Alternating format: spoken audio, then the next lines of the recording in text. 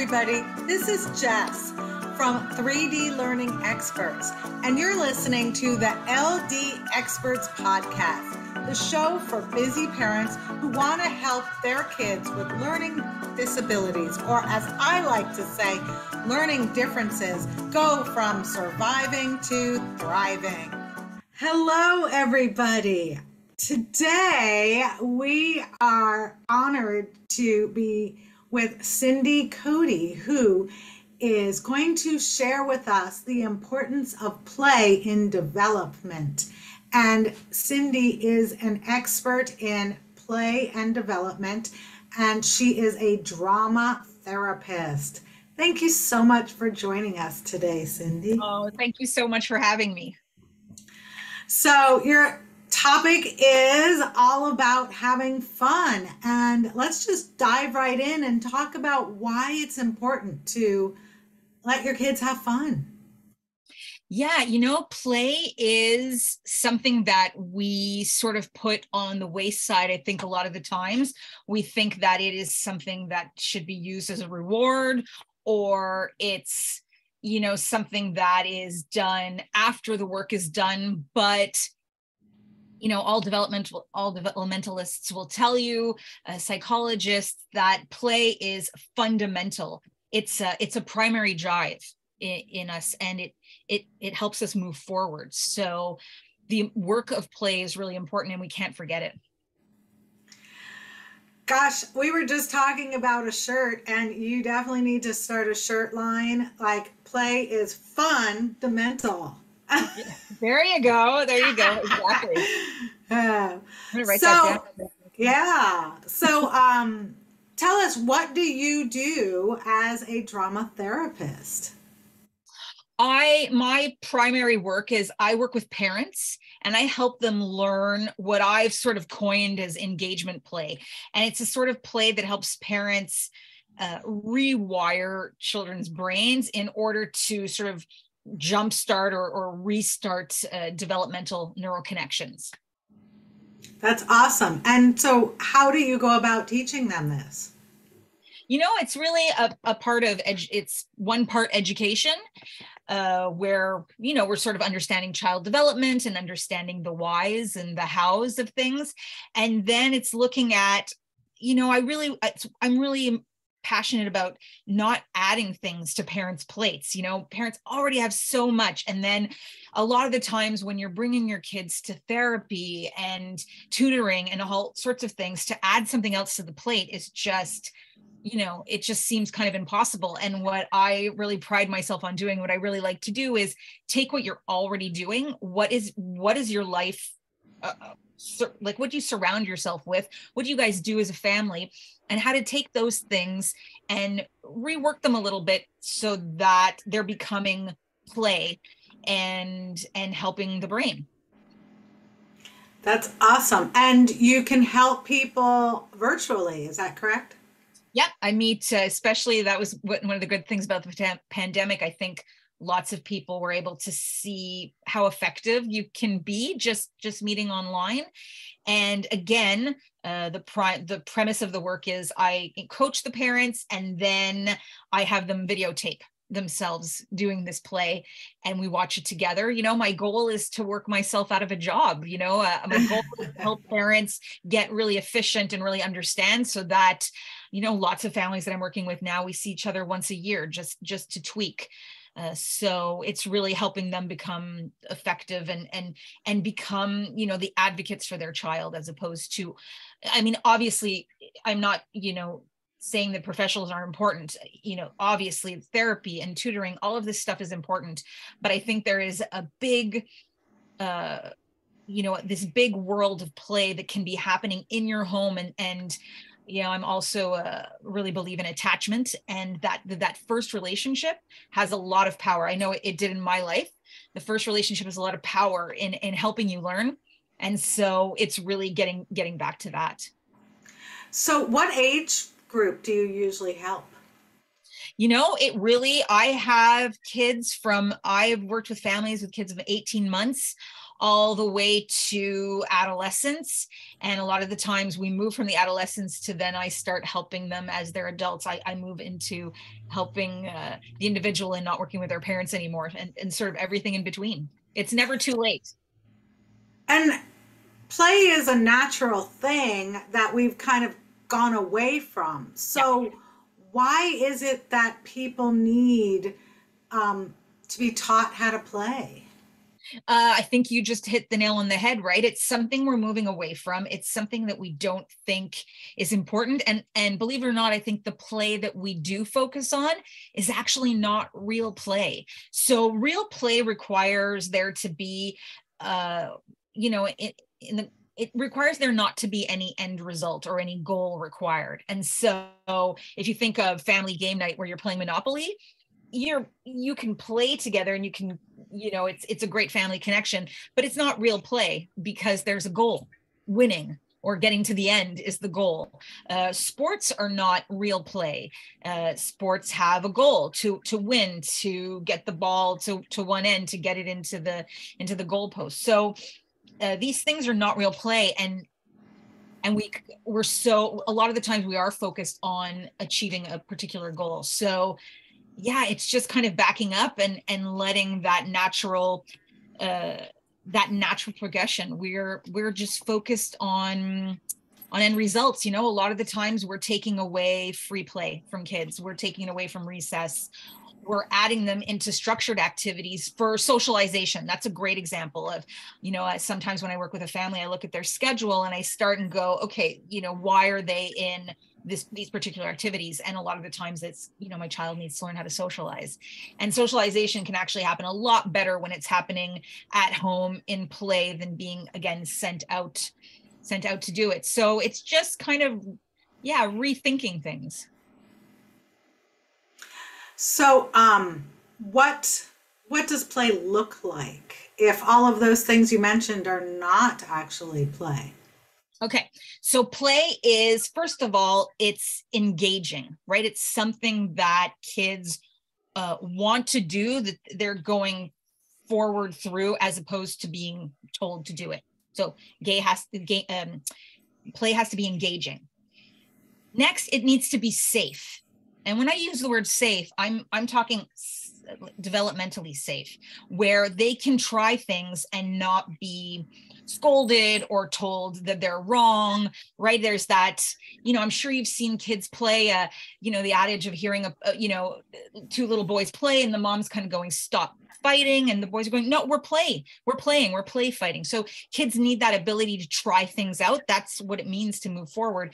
They need that space to try things out without having feeling like they can't. And that's that safety aspect. So they have to feel safe to be able to kind of do what they want. That goes to the next one. They need freedom. They need that freedom to be able to explore different roles and different ideas within the play. They need it for it not to be work. So that kind of connects to what I was just saying about games, having this end result where, and again, there is a time and a space for sports, and I'm not saying those are wrong, but you can't consider them as play because there is very much an end result that's required. It can't be for real, right? There's got to be this ability to not have those consequences, for it to be able to try different things and not have the consequence at the end, so that it has to be not for real. And it has to be a place where it can be expressive. So I think if you have all of those things in line, we're talking about what's considered real play. Well, I love the story you shared about the two little girls. Would you share that with our listeners? Yeah, it kind of goes back. I was sharing that story when you had asked me, why play is important. And there's that expression I think we have, that do as I say, not as I do. And we have that expression because children don't necessarily do what they're told. They do what they experience. And what we experience, we then try things out in order to help us understand the world around us and help us understand ourselves, and then the information that we're supposed to be learning. So I was saying how I've worked in daycares, and at one point I saw these two little girls. They must have been, I believe they were in the 3-year-old group, and they both had babies, and one had a baby to the chest and the other had a baby with a bottle. And then there was this discussion, well, you're not feeding your baby. This is how you feed babies. And there was, oh, this is how my mommy feeds a baby. And then what was really interesting is they reversed roles. One tried to put the baby to the chest and the other gave a bottle. And they laughed. They thought this was so funny. And then they put the babies down and they moved forward. But it was interesting that they were able to bring stuff that they had learned from home, try it on each other, express, have the ability to kind of laugh about it, have the ability to go, okay, well, not necessarily important to us right now, and be able to move forward. And that is such a good encompassing little story of the importance of play and how we learn how to be people. It's part of our humanity. Yeah. Yeah, absolutely. I love that story. Yeah. So Cindy, you shared with me that you have dysgraphia. Want to share about your experience with that and your experience with your mom? Yeah. I think this is, how I ended up doing what I'm doing was very much that experience. When, I was diagnosed a long time ago in this early 80s, maybe end of the 70s, early 80s. And back then they didn't really know much, but what was really difficult is I had really strong social intelligence. And so ironically, they had me skip grade 1 because I had this strength, and then come to grade 2, I was diagnosed with dysgraphia, but they also thought dyscalculia as well. So the two, even though it wasn't official. But all of a sudden in grade 2, when spelling and math came into play, I was doing so poorly, and they really had no idea what to do. And in fact, thought that it was sort of my choices, and that I was called lazy. I was called, not trying. And again, my mother just never understood, because we would sit for hours at the kitchen table trying to do my homework. And I could understand, I was a child actor, ironically, and I was learning. I could learn whole Shakespeare, sonnets, and it was mostly sort of the sound of it. And I was in plays, but I couldn't remember my 10 spelling words. And luckily I had a mom who was very playful and started to figure and organically realized that it was through the playfulness that was easier for me to learn. And so, my spelling words became sort of stories. So every word had its own story and a drawing that went with it. And, I'll use the example of little. I would always mix up the E and the L. And I probably still would if it wasn't for that story about the family on the boat and the 2 brothers at the end, and the L, big brother and the little brother, and where they were placed, really helped me remember my spelling words. And that continuation of play came when, they told my mom I probably wouldn't graduate high school. So they wanted to just put me in a work program to be the cashier at the local grocery store. And my mom sort of said, no, she's got all these strengths. Let's just, if you guys don't know what to do with her, let's continue. And it was through the arts and playing that I found my strength and was able to balance that out, my own vision of myself and my own attitude when others were responding to that creativity, that I continued on, and I was able to get a master's degree and become a therapist, and against all odds. But I'm really lucky that I had a playful mom, and a mom that knew the importance of that balance between putting me in tutoring, which I needed, but also making sure that I rested, and the rest was in play, because play is rest. So yeah, it became really important for me to help.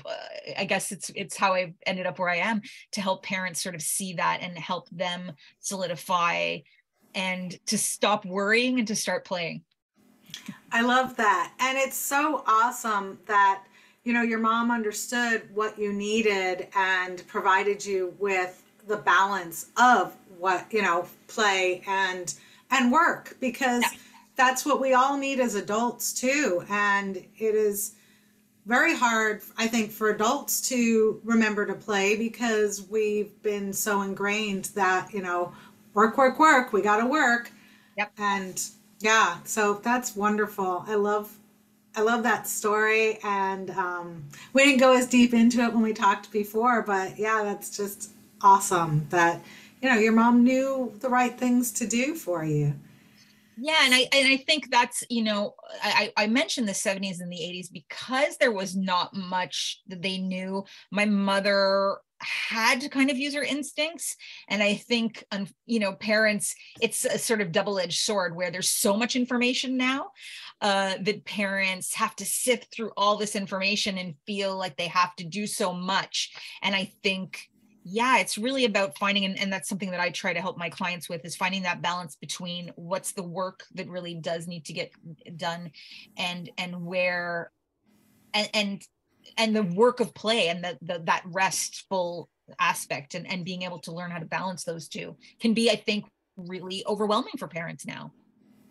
Yes, absolutely. Yeah. So, what is your mission?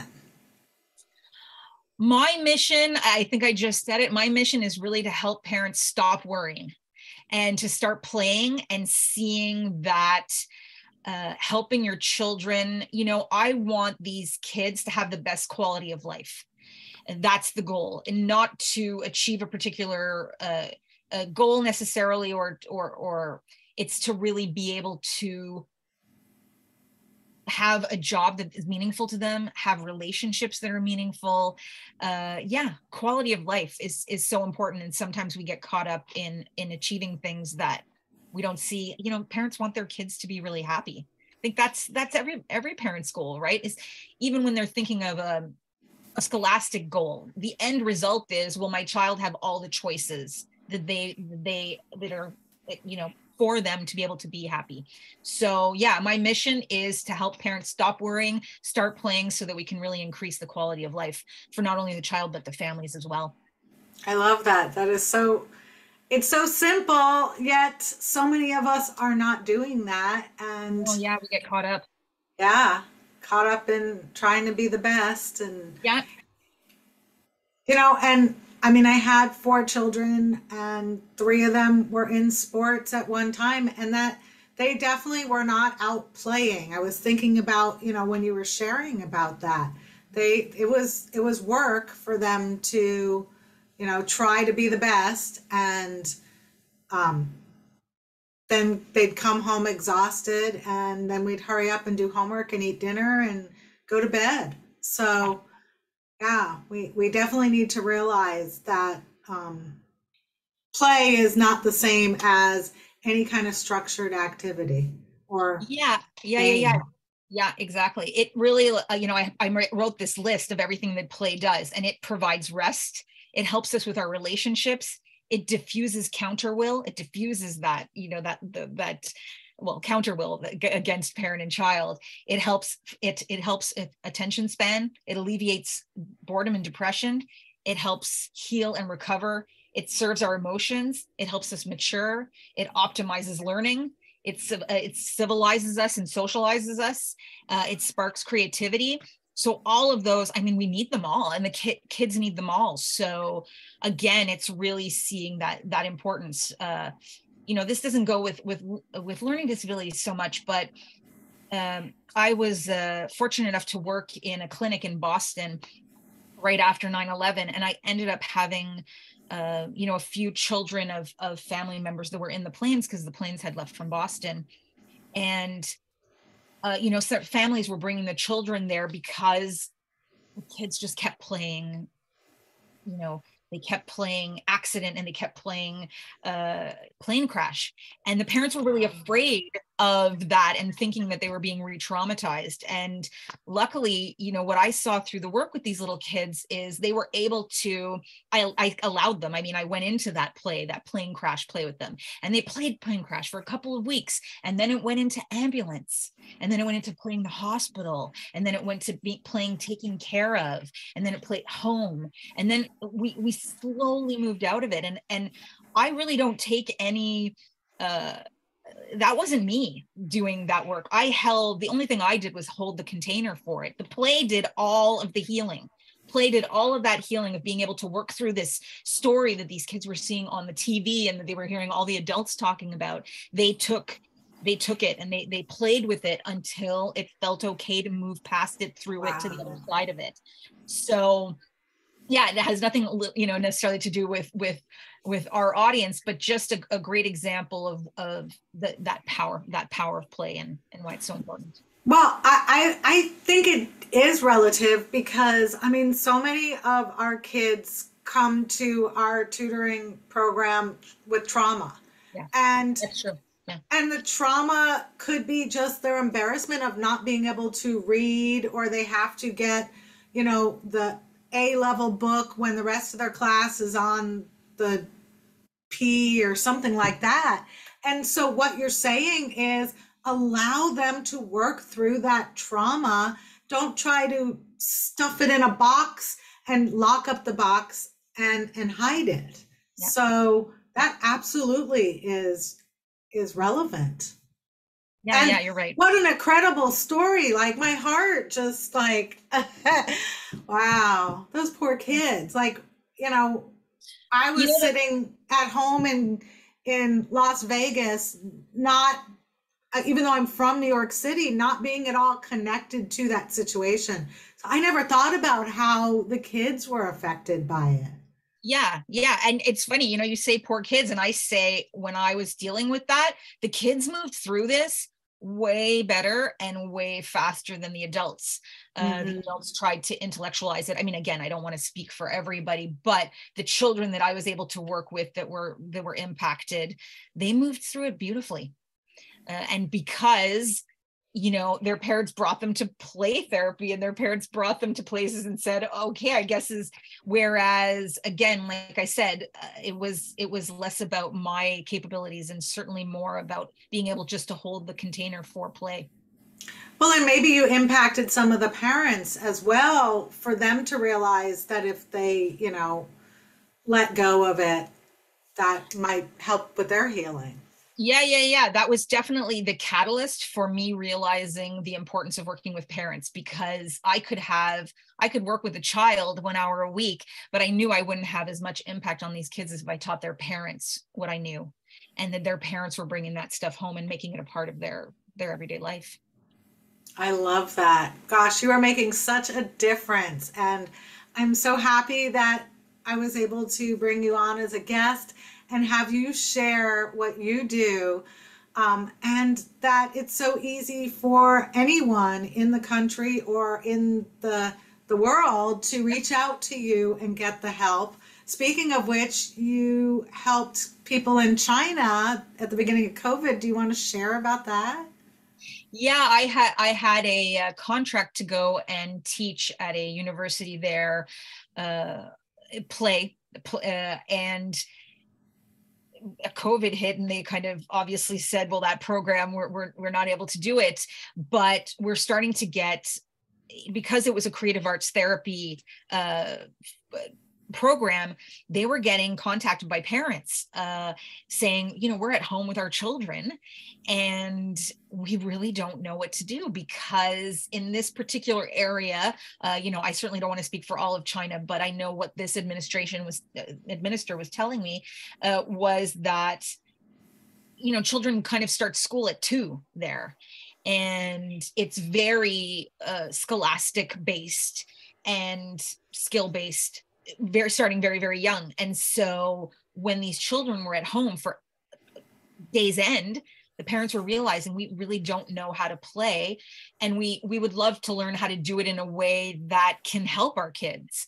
And so I ended up doing a whole bunch of trainings with families and parents there through a translator. It was a great experience, and teaching them again these things, the importance and to learn the science behind play, because I think that was something they were really interested in, the science behind it, the why and the how.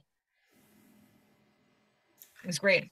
Yeah, that is so amazing. And it's so great that you get to travel all around the world. Well, I guess you didn't physically get to travel there, yeah, but maybe next time. Maybe next time. I'm willing to travel. Well, is there anything else you would like to share before we conclude?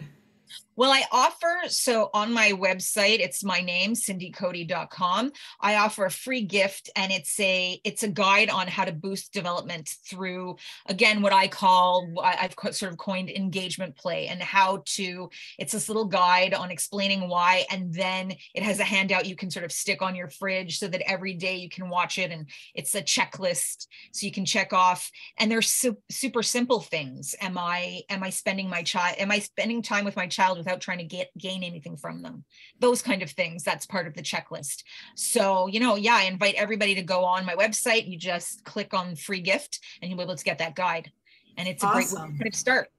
Yes. Thank you for sharing that. And we will put a link on the video portion to your website. And then again, if you want to spell your name, so for the listeners.